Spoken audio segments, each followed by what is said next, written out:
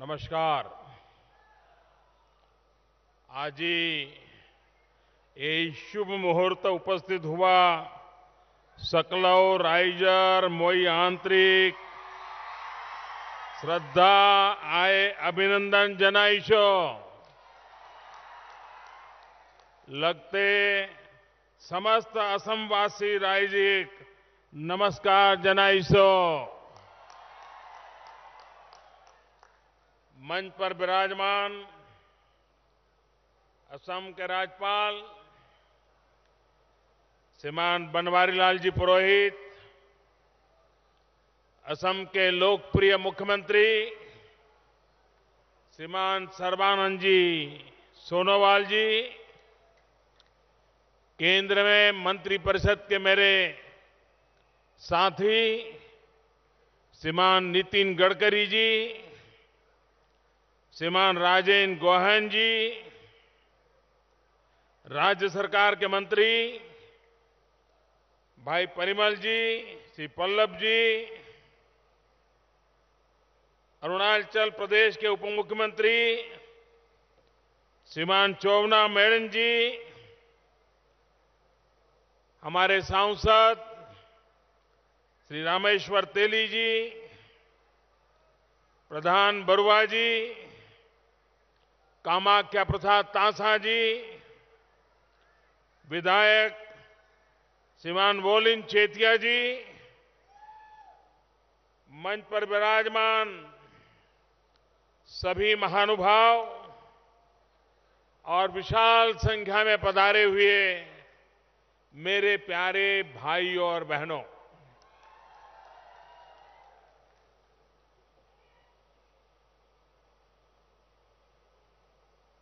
आज अनेक वर्षों से आप जिसकी प्रतीक्षा कर रहे थे वो दलोंग का निर्माण हो गया, लोकार्पण हो गया। मैं आप सबसे आग्रह करता हूं, इस खुशी के समय आप अपना मोबाइल फोन बाहर निकालिए, अपने मोबाइल फोन का फ्लैश लाइट कीजिए और सबको ये सिग्नल दीजिए कि कितना बड़ा उत्सव मना रहे हैं आप लोग।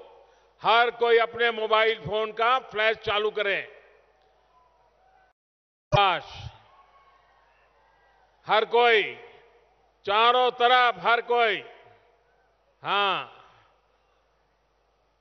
लगना चाहिए कि बड़ा उत्सव मना रहे हैं आप। हर किसी की लाइट चलनी चाहिए। हां, वहां पीछे भी हो रहा है अब। वाह, देखिए कैसा उत्सव मनाया जा रहा है। ये सारे कैमरा वाले भी आप ही को ले रहे हैं। बहुत बहुत धन्यवाद आप सबका। भाइयों बहनों,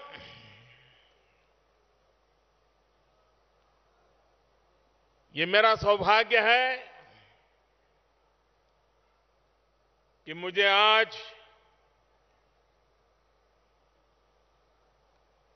उस स्थान पर आने का सौभाग्य मिला है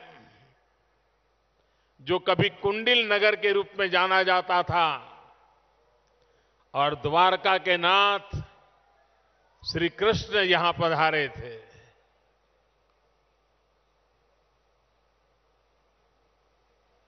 मेरा जन्म गुजरात में हुआ, जहां द्वारिका जी हैं, और श्री कृष्ण भगवान का नाता कुंडिल नगर से रहा। और आज ये मेरा सौभाग्य है कि उस विरासत पर आकर के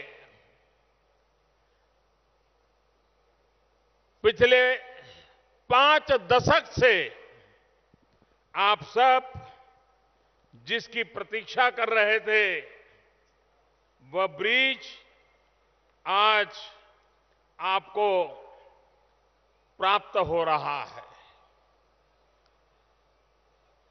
अगर अटल बिहारी वाजपेयी की सरकार 2004 में दोबारा चुन करके आई होती तो ये ब्रिज आज से 10 साल पहले आपको मिल गया होता।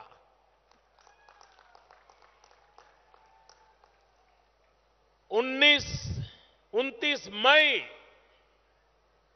2003 उस समय के हमारे विधायक जगदीश भुयन ने एक चिट्ठी लिख करके इस ब्रिज के लिए आग्रह किया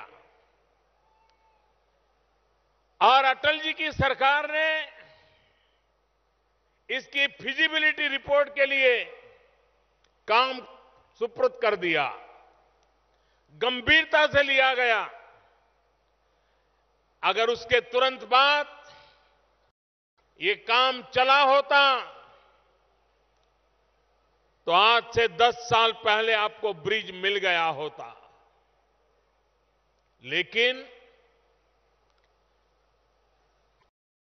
बीच में सरकार बदल गई, रुकावटें आई, होती है, चलती है, ऐसा ही चला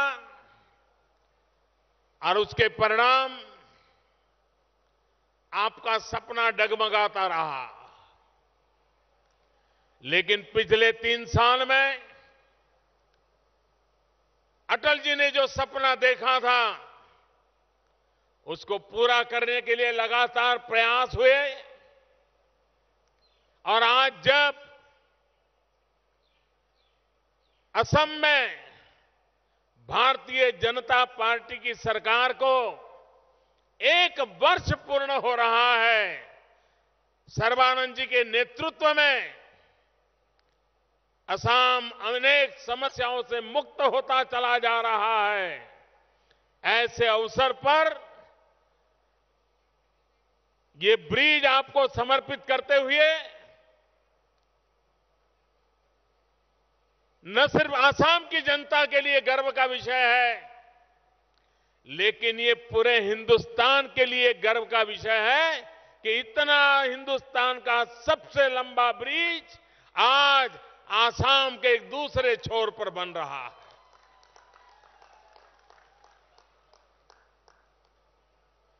ये बात निश्चित है,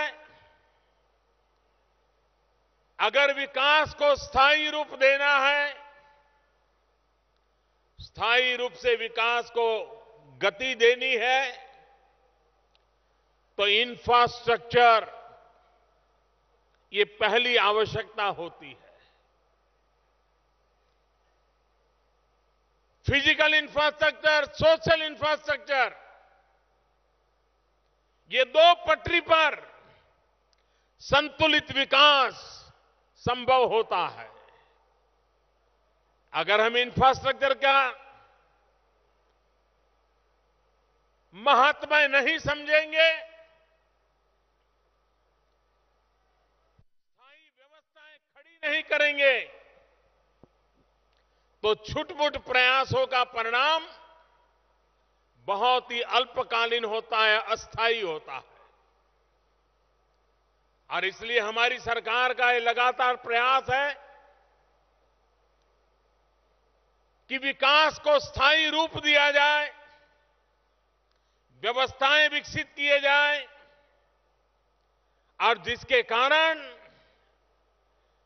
जिस सपने को लेकर के देश आगे बढ़ना चाहता है, उन सपनों को हम भली भांति पूर्ण कर पाएं। अरुणाचल प्रदेश और आसाम को ये ब्रिज जोड़ दे रहा है, निकट ला रहा है। 165 किलोमीटर का अंतर कम होना, व्यक्ति के जीवन के मूल्यवान 6-7 घंटे बच जाना, और एक बार ऐसी व्यवस्था खड़ी होती है तो आर्थिक विकास के भी नए द्वार खुल जाते हैं। अब हमारा सदिया, वहां का अदरक, वहां के किसान जो जिंजर पैदा करते हैं, उत्तम कक्षा का जिंजर जहां पैदा होता है पूरी भूमि पर, अब ये ब्रिज बनने के बाद एक बहुत बड़े मार्केट के लिए इन किसानों के लिए नया रास्ता खुल जाएगा, उनकी कमाई में वृद्धि होगी।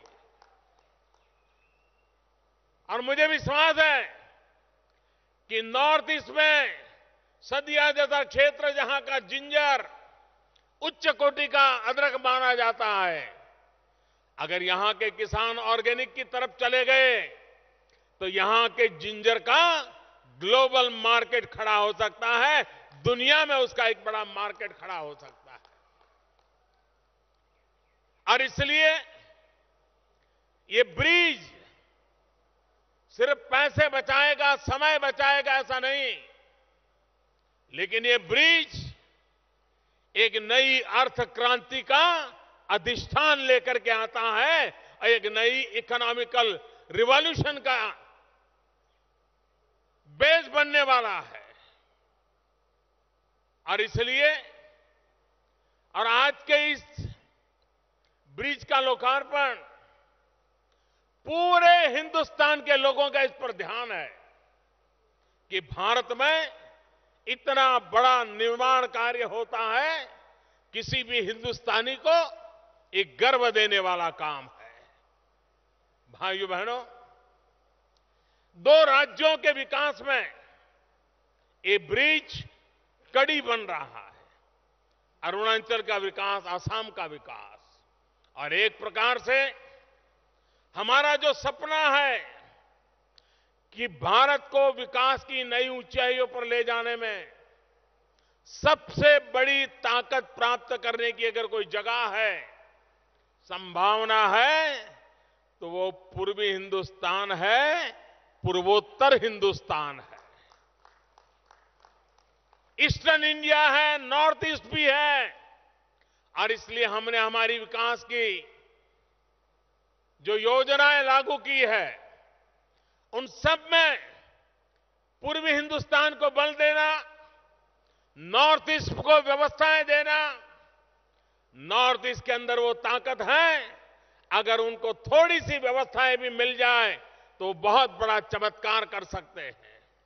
और इसलिए हमने हमेशा इस बात पर बल दिया है कि विकास को नई ऊंचाइयों पर ले जाने के लिए इसको प्रयास किया जाए। प्रतिदिन सिर्फ डीजल की बचत से इस इलाके के नागरिकों का रोजाना 10 लाख रुपया बचने वाला है इस ब्रिज के कारण।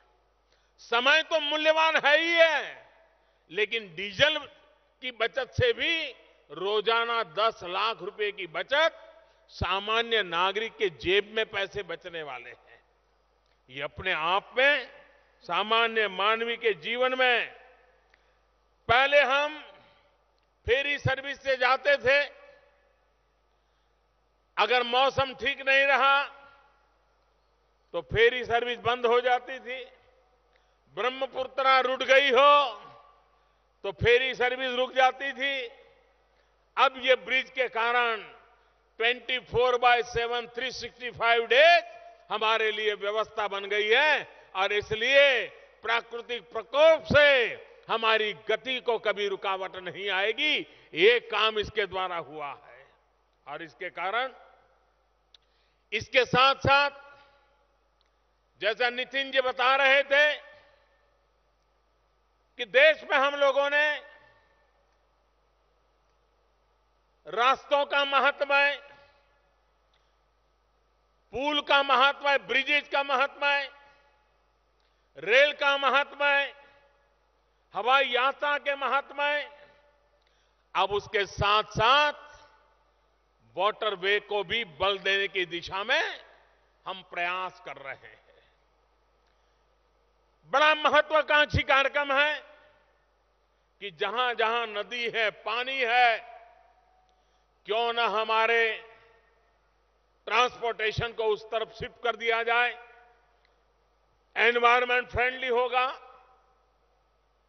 आर्थिक रूप से कम खर्चे वाला होगा, और जो समय की बर्बादी होती है उससे भी बचाव होने वाला हो, उस काम को भी इसी ब्रह्मपुत्रा के इसी छोर पर से बहुत तेज गति से आगे बढ़ाने की दिशा में हजारों करोड़ रुपयों की लागत से वो काम यहां हो रहा है। और आने वाले दिनों में एक नया क्षेत्र जल परिवहन का भी यहीं से ऊपर आगे बढ़ने वाला है।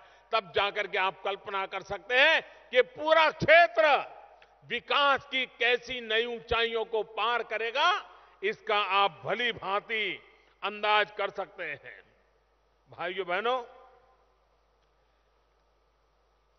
ये खर्च जब हम कर रहे हैं तब पूरे नॉर्थ ईस्ट के विकास के लिए भी, चाहे बिजली के इंफ्रास्ट्रक्चर की बात हो, चाहे ऑप्टिकल फाइबर नेटवर्क के इंफ्रास्ट्रक्चर की बात हो,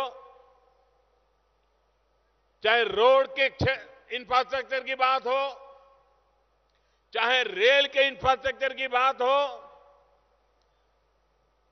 पूरे नॉर्थ ईस्ट को हिंदुस्तान के हर कोने से जोड़ना, हिंदुस्तान के हर कोने के लोगों को हमारे इस पूर्वोत्तर भारत के साथ जोड़ना, उस दिशा में हम तेज गति से आगे चल रहे हैं। जो काम 15-15, 20-20 सालों में नहीं होते हैं, जो धन 15-15, 20 सालों में नहीं खर्च किया जाता है, हमारी सरकार ने आकर के उतनी बड़ी मात्रा में धन नॉर्थ ईस्ट के इंफ्रास्ट्रक्चर और विकास के कामों के लिए खर्च करने की दिशा में हमने बल दिया है। एक्ट ईस्ट पॉलिसी के तहत अगर हम इस क्षेत्र को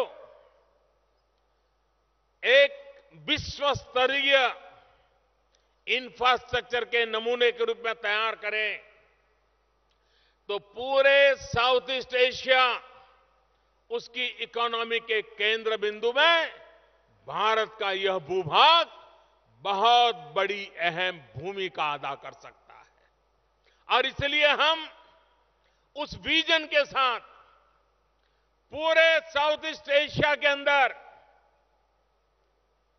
भारत किस प्रकार से जुड़े, आर्थिक व्यापारिक व्यवस्थाओं में हमारा एक क्षेत्र किसा केंद्रवर्ती बने, एक इकोनॉमिकल एक्टिविटी का हब कैसे बने, और इसके लिए जिन जिन व्यवस्थाओं का विकास करना चाहिए उसी के तहत हम बल दे रहे हैं, और जिसके परिणाम आने वाले दिनों में आपको नजर आने वाले हैं। भाइयों बहनों, रेलवे का महत्व है। आजादी के 50 सालों के बाद भी रेलवे को जितना महत्व देना चाहिए था, नॉर्थ ईस्ट में हमने उसको प्राथमिकता दी है, ताकि एक सुरक्षित यातायात की व्यवस्था हम निर्माण कर सके। नॉर्थ ईस्ट टूरिज्म के लिए भी बहुत बड़ा केंद्र बन सकता है।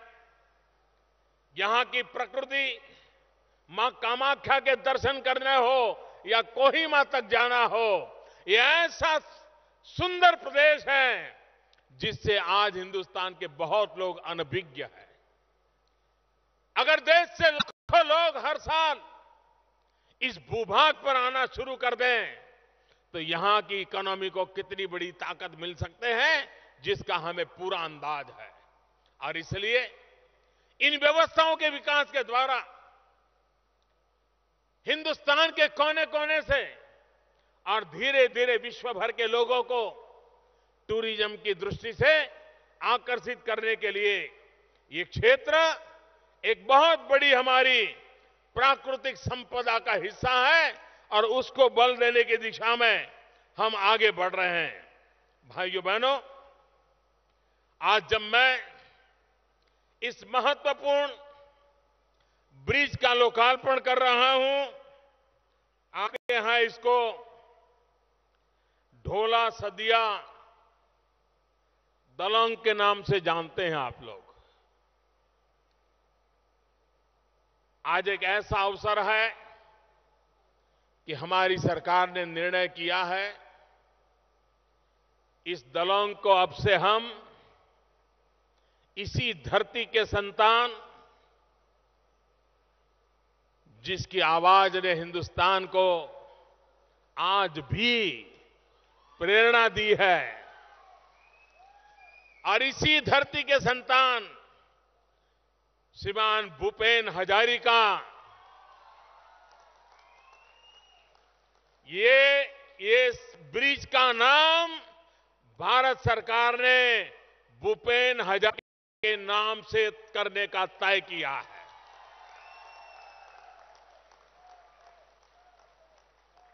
इस धरती के संतान को ये हमारी उत्तम श्रद्धांजलि है। आने वाली पीढ़ियों को प्रेरणा देने वाला ये नाम, वो ब्रह्मपुत्रा के सपूत थे, वे ब्रह्मपुत्रा के उपासक थे। उनकी हर बात में ब्रह्मपुत्रा का गुणगान हुआ करता था। वो जिए भी ब्रह्मपुत्रा का गुणगान करते लिए। वो जीवन भर ब्रह्मपुत्रा को देश और दुनिया में परिचित कराने का अद्भुत काम उस महापुरुष ने किया था। आज उसी महापुरुष के नाम पर इस सेतु का नाम भी, इस ब्रिज का नाम, इस दलोंग का नाम भूपेंद्र हजारिका के नाम से जोड़ने का हमने तय किया है। मैं फिर एक बार श्रीमान सर्बानंद जी को, उनकी पूरी टीम को, असम की 1 साल की सरकार को हृदय से बहुत बहुत बधाई देता हूं। मैं संतोष प्रकट करता हूं कि 1 साल में ऐसी कठिन बातों को उन्होंने स्पर्श किया है, हाथ लगाया है और रास्ते खोजने का प्रयास किया है।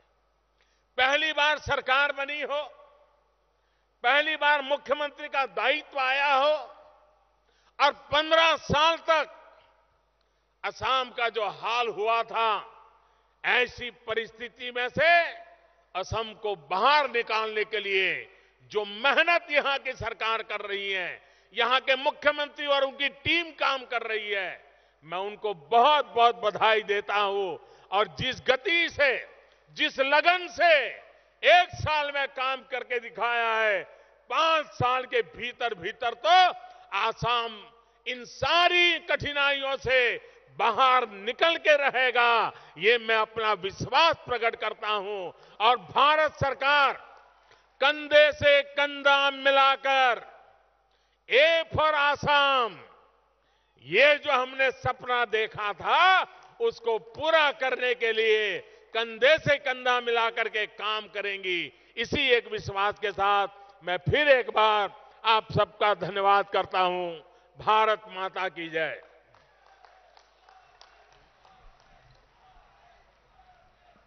माननीय प्रधानमंत्री महोदय आमी धन्यवाद ज्ञापन करिसु। माननीय प्रधानमंत्री जी का हम हृदय से धन्यवाद करते हैं और उनकी आज्ञा लेते हुए आज की ये सभा यहीं समाप्त होती है।